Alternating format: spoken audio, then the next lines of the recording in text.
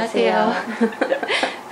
네, 작가와 독자가 직접 만나는 인터뷰 자리입니다. 네, 작품을 잘 읽고 나서 독자가 작가에 대해서 궁금해지고 작가를 만나서 뭐 좀 묻고 싶다 이런 마음이 생기는 거는 자연스러운 일인 것 같은데, 제가 드릴 말씀은 저는 이렇게 잘 읽었습니다 하는 그 소박한 독후감을 말씀드리고, 그럼 좀 거기에 대해서 창작자로서의 코멘트 정도 붙여주시면.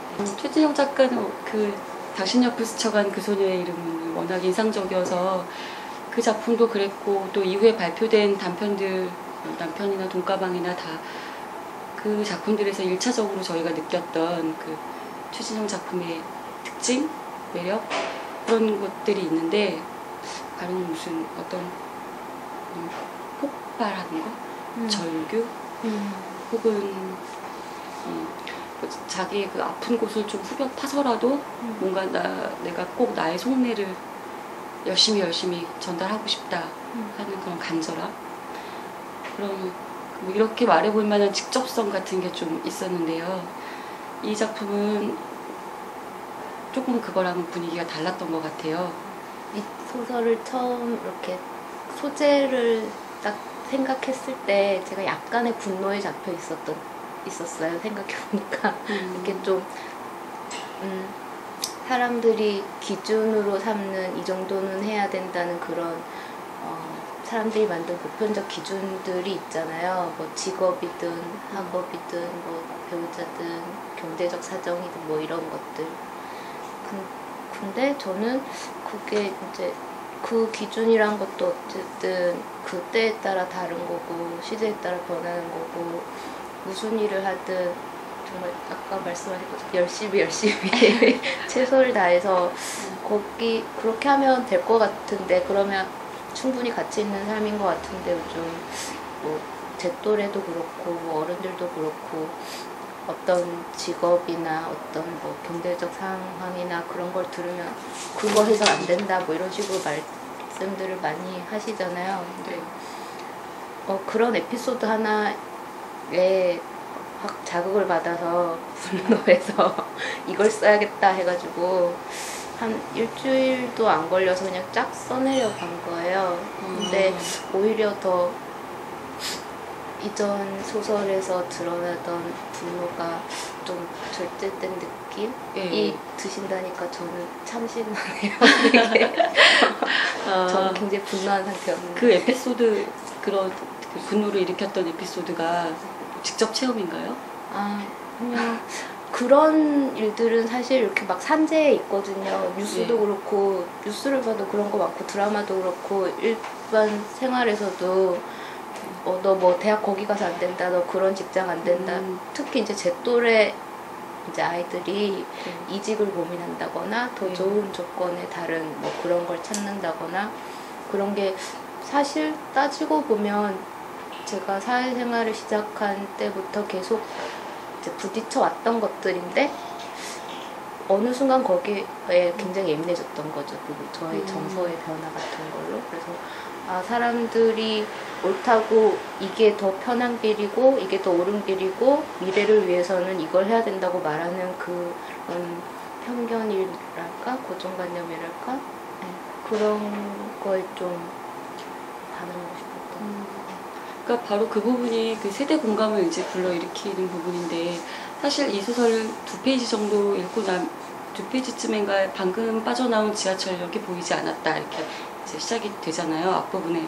그때 이미 이 소설은 미로찾기 소설이다라고 사실 좀 결정이 나요. 그리고 그 예감이 틀리지 않은 게 계속 목적지를 찾지 못하고 끝내 되돌아가려 해도 빠져나오지 못하고, 뭐 어느 동네나 있는 그 똑같은 가게들이 쭉 늘어서 있는 곳에서 내가 지금 있는 곳이 어딘지 알지 못하고 하는 그런 게, 흔히 우리가 그 말하기를 뭐 카프카적이라고 수식어를 붙이기도 하는 그런 소설적으로는 단골 소재일 수도 있는데, 어떤 보편의 모티브도 사실은 늘 변주되고 반복됨으로써 또 다시 자기 보편성을 뭐 이렇게 획득해 가는 거잖아요.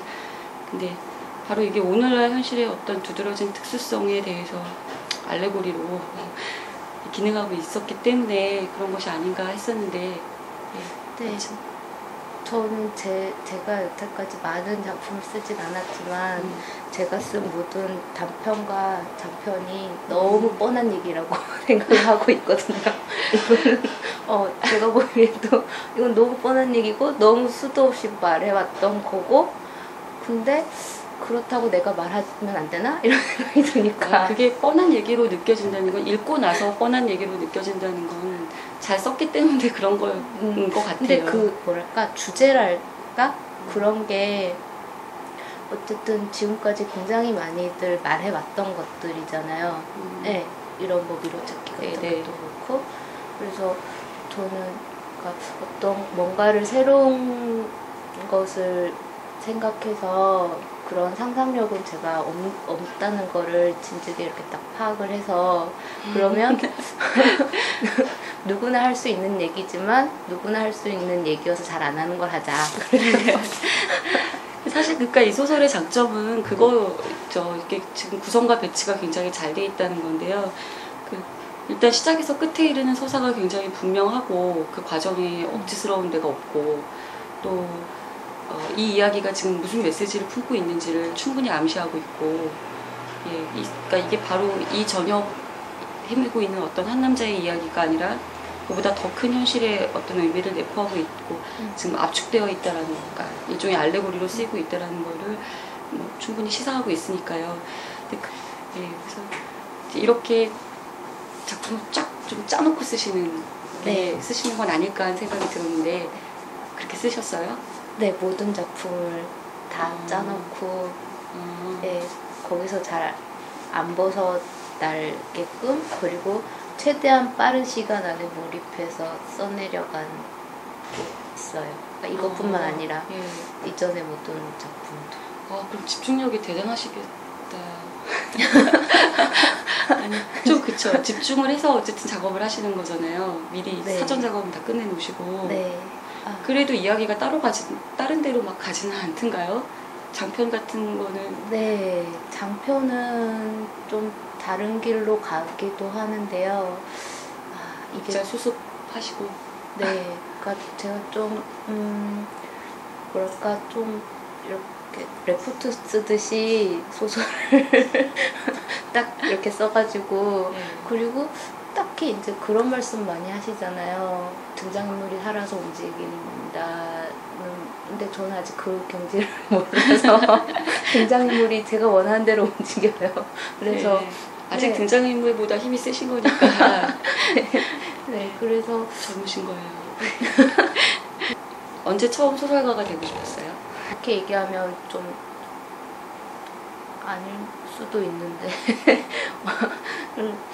정말 할 수 있는 게 없었어요. 다른 건 제가 진짜 졸업했을 때요? 졸업했을 때도 그렇고, 뭐 어떤 그런 욕구 같은 게 별로 없어서 정말 하고 싶은 것도 없었고 할 수 있는 것도 없었는데, 사실은 그 쓰고자 하는 욕구가 너무 컸기 때문에 다른 거가 안 잡혔던 건 아니에요? 근데 글은 계속 쓰고 있었으니까. 대학 다닐 때도. 그러니까 이거를 어떤 해야 될 작업이라고 이뤄야 될 꿈이 아니고 그냥 정말 습관적으로 쓰고 있었고. 어떻게 습작으로 소설을요? 아니면 그냥 일기같이? 시도 썼었고, 뭐 일기같이도 썼었고. 그러니까 저는 딱히 다른 취미도 없었고 할 수 있는 것도 없었고 친구도 별로 없어서 정말 어릴 때부터 대부분의 작가들이 다 그런 것 같아요. 소설을 써야겠다고, 이제 소설가가 돼야겠다고 생각한 건 등단하고 2년 있다가 2008년부터 장편 쓰시면서?